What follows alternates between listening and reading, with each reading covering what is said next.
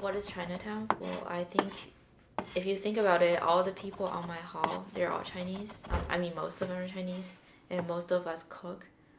And you always smell food when you walk in. So that's like a joke that we have when we initially lived here. We're like, oh, this is a Chinatown. But then we kind of soon realized that whenever there's like Chinese people gathering together, it could be a Chinatown anywhere.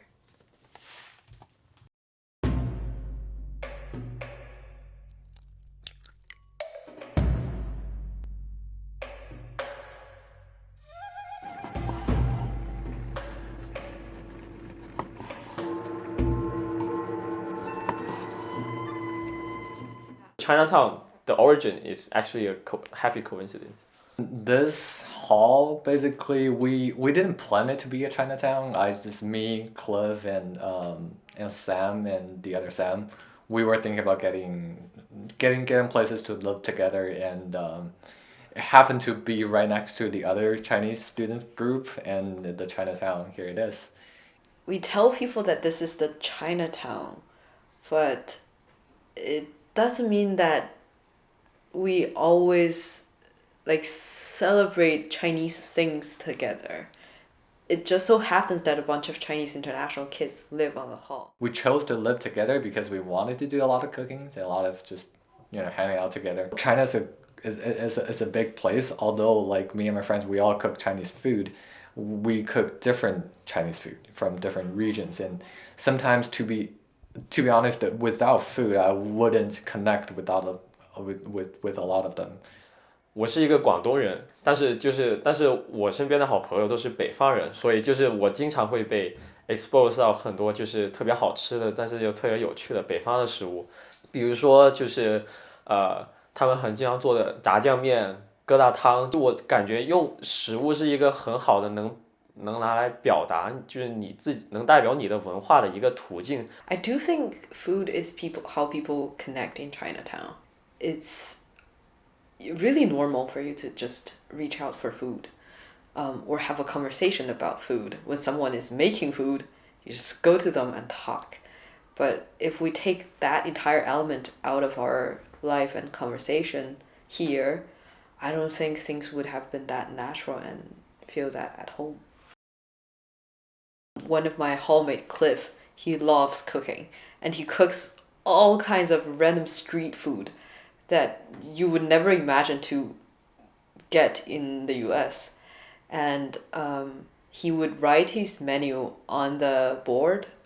I just can't sit still and work on the same thing. So I like to play around with different things, and I think cooking is one of the things where it involves a lot of practice and sometimes delicate and also fast actions, and it's also rewarding. And I really enjoy cooking food for other people and then see them really happy.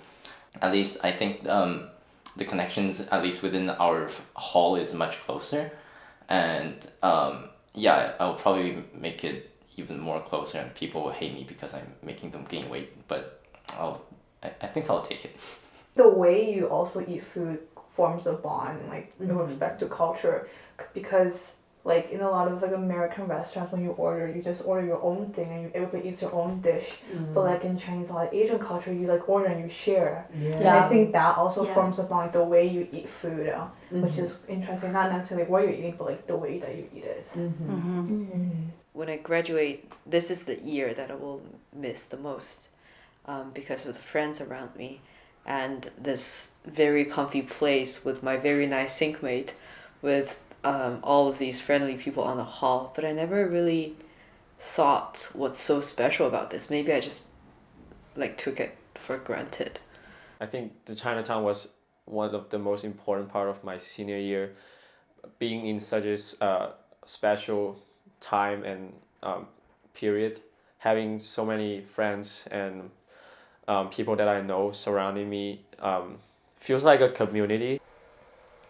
I know that some of my friends have taken like a gap semester, so and I will probably be leaving a lot of the cooking equipment to them, so I know that they will pass on this like sort of tradition on, and then I also have like a huge amount of like spices and stuff that like they can continue to use.